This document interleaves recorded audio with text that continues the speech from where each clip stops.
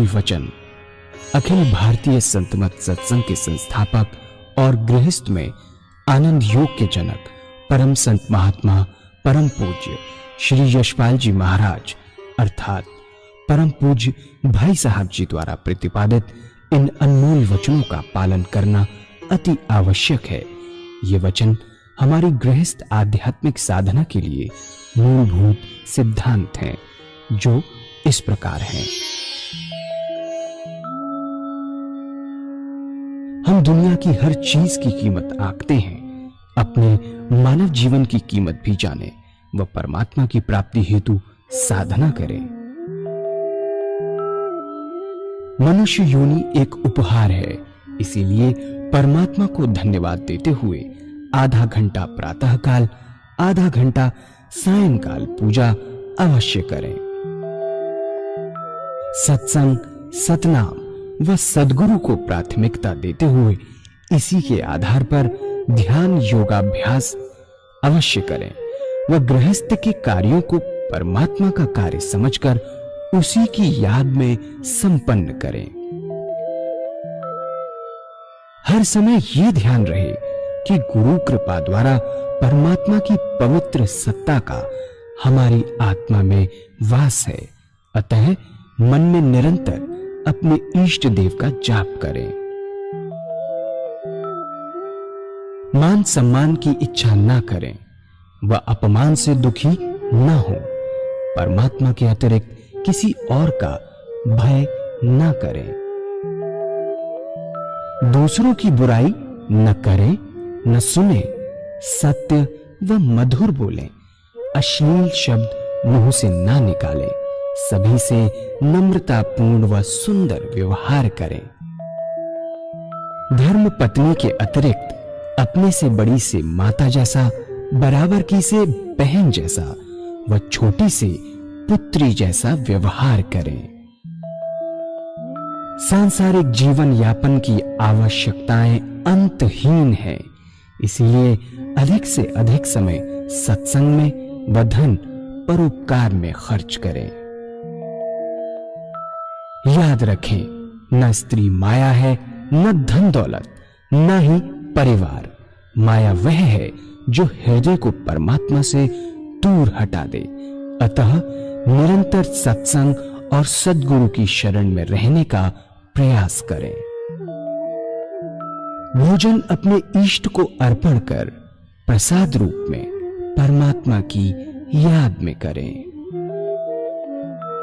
रात्रि में सोने से पहले अच्छे बुरे कार्यों का आत्मनिरीक्षण कर उसका समुचित पश्चाताप करते हुए ध्यान करें व प्रभु की गहरी याद में ही विश्राम करें।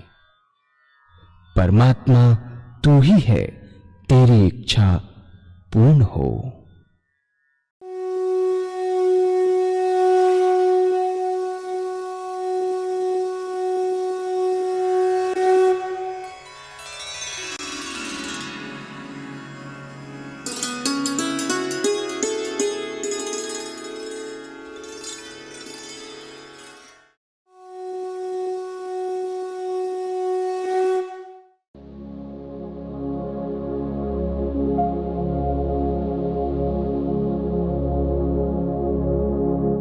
जय सद्गुरुदेव जय पद शरणम श्रेयस रूप चरणों शरणम। जय सद्गुरुदेव जय पद शरणम श्रेयस रूप चरणों शरणम। ये भीड़ एक महात्मा जिनको अवधूत कहते थे छोड़ने आई हुई थी। गाड़ी आई, जय जयकार हुआ, गले में हाथ डाले गए। परमात्मा की कृपा से ये जो महात्मा थे उसी डिब्बे में चढ़े जिसमें इसके सतगुरुदेव जी बैठे हुए थे। आपके सामने की बर्थ खाली थी, उसी पर आके विराजे। जब गाड़ी चली, आप कुछ आगे निकल गई तो आपके साथ बातचीत शुरू हुई। इस बातचीत के दौरान गुरुदेव जी ने आपसे एक प्रश्न किया, कि आपको सन्यास लिए कितना समय हो गया। उत्तर मिला 14 वर्ष। बाद में दूसरा प्रश्न किया कि महाराज आप बाल ब्रह्मचारी हैं या जब सन्यास लिया तो गृहस्थी थे। उत्तर मिला मैं गृहस्थी था। मेरे स्त्री और 2 बच्चे थे। बातचीत होती रही। उसके बाद गुरुदेव ने एक प्रश्न और किया कि महाराज एक प्रश्न और करना चाहते हैं, पर वो प्रश्न कुछ अजीबो गरीब है, पहले आप क्षमा करें और क्षमा करने के बाद ये सांत्वना दें कि इस प्रश्न से नाराज नहीं होंगे तभी प्रश्न किया जाए, अन्यथा नहीं।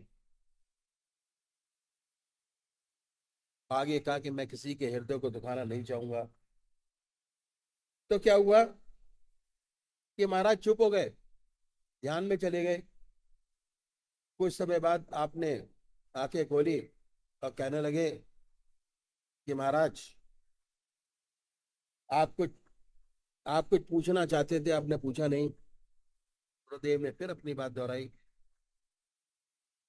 कि नाराज मत होइएगा, तब प्रश्न किया जाए। बोले नाराज नहीं होऊंगा। तो गुरुदेव जी ने तीसरा प्रश्न किया और वो था कि क्या अभी भी आपको अपने बीवी बच्चों की याद आ जाती है। यह प्रश्न सुनकर वो खामोश हो गए और ऐसा प्रतीत हुआ कि जैसे ध्यान में चले गए। कुछ समय बाद आपने आंखें खोली और कहने लगे बच्चा सच तो यही है कि जब हम अपने गांव के पास से निकल जाते हैं जहाँ का मैं रहने वाला हूँ तो याद बिल्कुल ताजा हो जाती है कि ये मेरे बच्चे बड़े हो गए, ये मेरा खेत, ये मेरा मकान, ये मेरी दुकान, और अब बच्चों ने काम काज संभाल लिया। गुरुदेव जी ने आपके चरण छुए, वाकई बहुत ऊंचे महात्मा थे, अवधूत थे, कोई शक नहीं। क्योंकि सन्यास लेती ही आश्रम बदल जाता है। ना उसका कोई बीवी, ना बच्चा, ना उसका खेत, ना उसका मकान। शरीर से त्याग हो गया, लेकिन मन से त्याग करने में बड़ा समय लगता है। त्याग का बड़ा अहंकार होता है।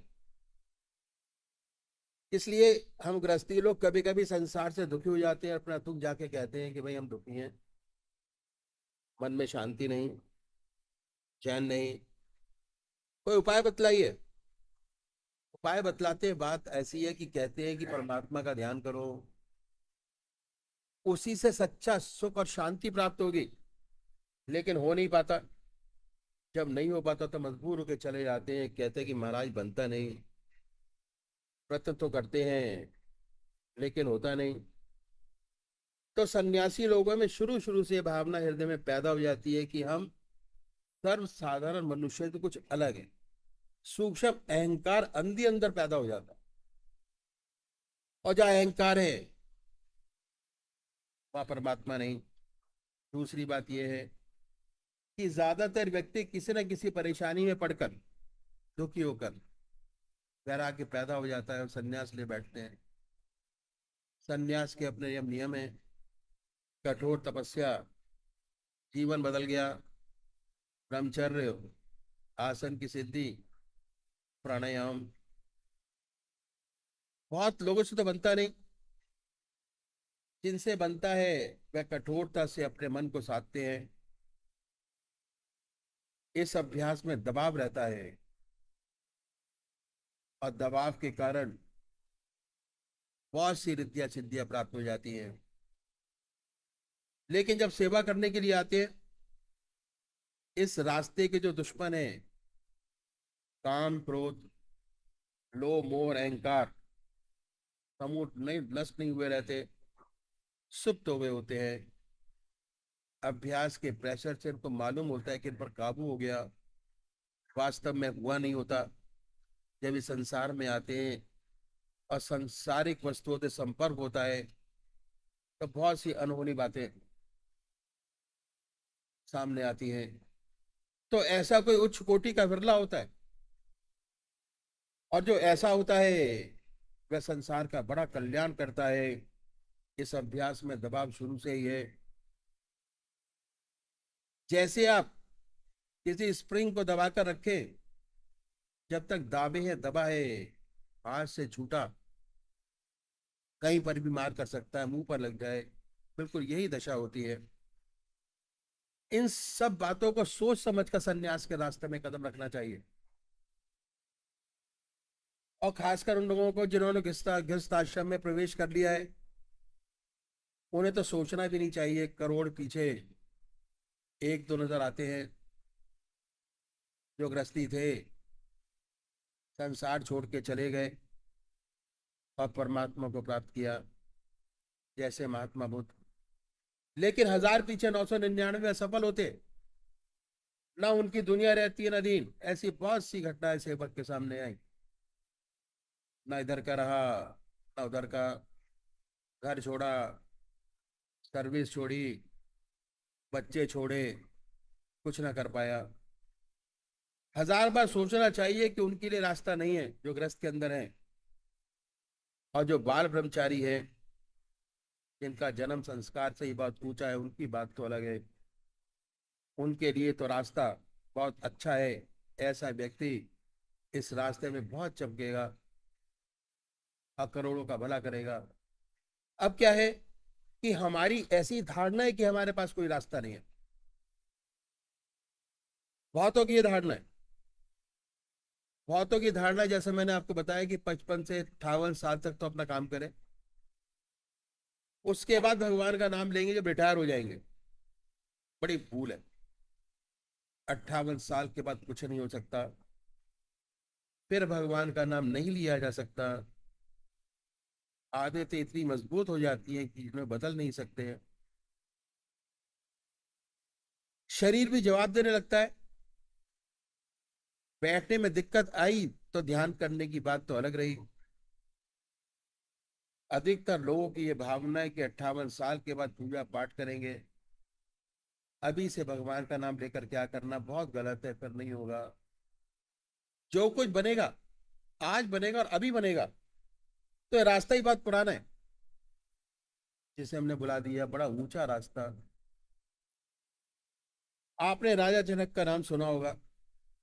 राजा जनक को विदे कहते थे। कितना बड़ा महात्मा, कितना बड़ा ब्रह्मज्ञानी हुआ। उसके जमाने के महर्षि अपने शिष्यों को भेजते थे उनके पास परीक्षा के लिए कि अगर राजा जनक कह दे कि ब्रह्मज्ञानी है तो है, नहीं तो नहीं।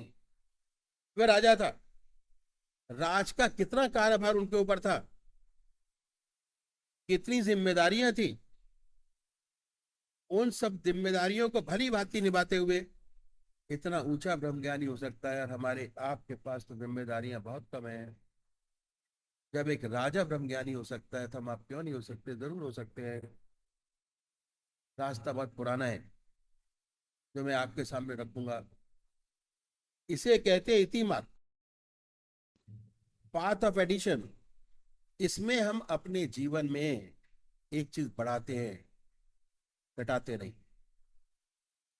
एक चीज अपनी जिंदगी में बढ़ाते हैं, वो क्या है? वह परमात्मा का नाम, भगवान का नाम। और परमात्मा का नाम एक ऐसी बड़ी ज्योति, अगर सच्चे तरीके से हृदय में आ जाए तो अंधेरे को अपने आप दूर करती चली जाती है। जहां प्रकाश है अंधेरा नहीं। लाइट आई अंधेरा गया। वाल्मीकि महर्षि उल्टा नाम जपते जपते महर्षि हो गए। जिन्होंने रामायण पहले लिख दी, घटना बाद में घटी, लिख दिया ऐसा ऐसा होगा और वैसा वैसा हुआ। ऐसे जीवन में भगवान का नाम लेते लेते इतना ऊंचे महर्षि हुए कि रामायण पहले लिख दी। ऐसा उजाला है, अगर सच्चे तरीके से हृदय में जागृत हो जाए तो अंधेरे को अपने आप दूर करता चला जाता है। तो छोड़ना कुछ नहीं है। जो आज आपकी जिंदगी है, इसमें एक चीज बढ़ाई है बस। और वो क्या है? इस रास्ते पे चलने वाले जो हमारे सदगुरु हुए, एक के पीछे एक, उन्होंने परमात्मा को पाने के लिए, जीवन मुक्त अवस्था पाने के लिए, अपने जीवन में जीवन मुक्त अवस्था के लिए अपनी जिंदगी में बड़े कष्ट उठाए। जिंदगी बड़ी कठोर थी, बड़ी कठिनाइयों में रहते हुए इस विद्या को न केवल प्राप्त किया, पर हमारे लिए कुछ गुर छोड़ गए और उन गुरुओं को अपनाए, तो हम भी अपनी जिंदगी में जीवन मुक्त अवस्था प्राप्त की। जीवन मुक्त अवस्था प्राप्त करना हमारा लक्ष्य है। चाहे हम सन्यासी हो, चाहे हम गृहस्थी हो, ज्ञान मार्ग से, कर्म से, ध्यान से, जीवन मुक्त अवस्था प्राणी में दो बात विशेष पैदा हो जाती है। निरंतर परमात्मा की याद, निरंतर परमात्मा की याद, भगवान का ध्यान निरंतर बना रहता है।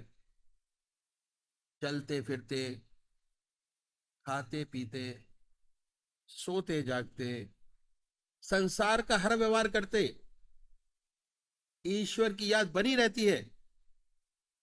और दूसरी बात क्या है कि उसके जो कर्म है वो निष्काम कर्म हो जाते हैं, अहम नहीं रहता। ये दो बातें हैं, इसे स्थित प्रज्ञ कहिए, जीवन मुक्त कहिए में पैदा हो जाती है। अब क्या है, अब देखना यह है कि इसी दुनिया में रहते हुए, दुनिया के सारे काम करते हुए कैसे 24 घंटे का ध्यान बने, 24 आवर्स, कैसे उस परमात्मा का ध्यान बने और कैसे निष्काम कर्म करने की आदत बन जाए। इन संतों ने, जिन्होंने अपने जीवन काल में जीवन मुक्त अवस्था प्राप्त की, एक रास्ता छोड़ गए। अगर इन गुरुओं को अपनाएं तो हमारा रास्ता भी आसानी से तय हो जाए। सबसे बड़ी बात क्या है, इन सदगुरुओं ने इन सारे साधन को 3 भागों में बांटा और दिन के 24 घंटों को भी 8 घंटे के हिसाब से 3 भागों में डिवाइड किया। साधना का रास्ता है ये, ज्ञान योग का। साधना का पहला स्टेप पूरा कर लेने से 8 घंटे आपके अपने हो जाएंगे। साधन का दूसरा स्टेप पूरा करने से 16 घंटे आपके अपने हो जाएंगे, परमात्मा की याद। और साधन का तीसरा स्टेप पूरा कर लेने से निरंतर परमात्मा की याद बनी रहेगी और निष्काम कर्मता अपने आप आएगी। इन संतों ने बड़े प्यार से बताया कि परमात्मा ने बड़ी असीम दया कृपा कर हमको मनुष्य योनि प्रदान की है। सबसे बड़ी कृपा हमारे ऊपर है। मनुष्य योनि एक ऐसी योनि है जिसमें परमात्मा ने हमें विवेक बुद्धि दी है, कर्म करने की स्वाधीनता दी है। बाकी 84 लाख योनियां भोग योनियां हैं। बड़ी दया कृपा करके हमें ईश्वर ने मौका दिया, इस अवसर का पूरा पूरा लाभ उठाना चाहिए।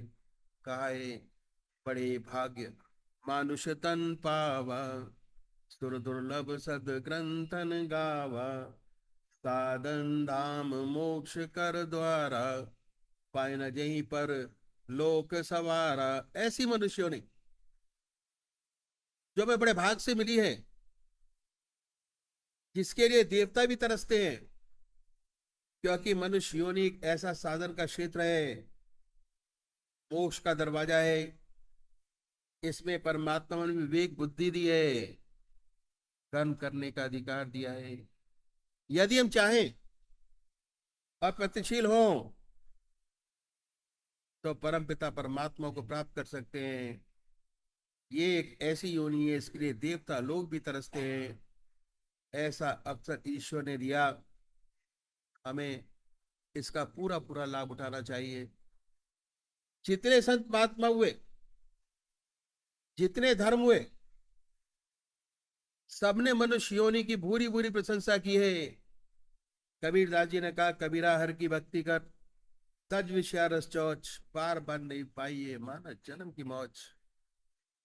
इस सेवक के गुरुदेव कहा करते थे कि विषय वासना के आनंदी, मिथ्या जन्म बिगाड़, मानव जन्म गरीब ने फिर कर ले हरि से प्यार। ऐसा सुंदर हमें परमात्मा ने दिया। हमारे महर्षियों ने बताया कि आधा घंटा प्रातः संध्या वंदन और आधा घंटा सायंकाल संध्या वंदन करनी बहुत आवश्यक है। 2 समय निश्चित कर दिए।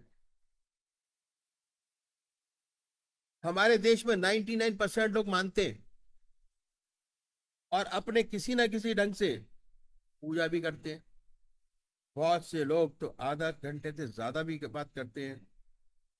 बहुत से लोग यदि उनसे पूछे कि इस पूजा का क्या लाभ हुआ तो 4 बात बताने के खामोश हो जाते हैं। पहली बात ये कि भाई ईश्वर का नाम लेना अच्छी बात है, हमारे घर के अंदर मंदिर है, हमारे दादाजी पूजा करते थे, हमारे पिताजी पूजा करते हैं, हम करते हैं और हमारे देखा देखी हमारे बच्चे भी पूजा करते हैं।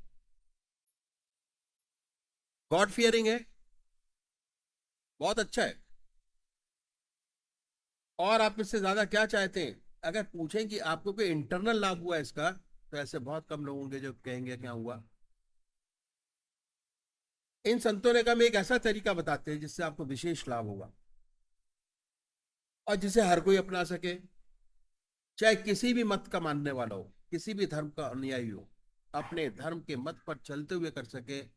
वो तरीका हमारा अखिल भारतीय संत सत्संग का है, जो मैं आपके सामने रखूंगा। संसार में 2 तरीके के व्यक्ति, एक साकार पुजारी और दूसरे निराकार, और बहुत पुराने जमाने से चले आ रहे। आपस में झगड़े भी होते हैं, वाद विवाद भी होते हैं, पर दोनों कायम। क्यों? कि मनुष्य का स्वभाव कुछ ऐसा ही है। किसी को चेहरे से प्यार होता है, किसी को शक्ल से प्यार होता है, किसी को मूर्त से प्यार होता है, किसी को मूर्ति से प्यार होता है, साकार।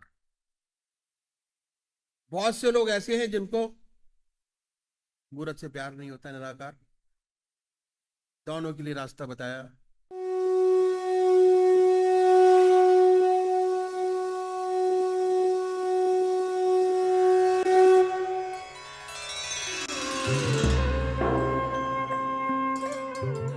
ध्यान योग के कार्यक्रम आनंद योग से निशुल्क जुड़ने के लिए संपर्क करें 9810239677।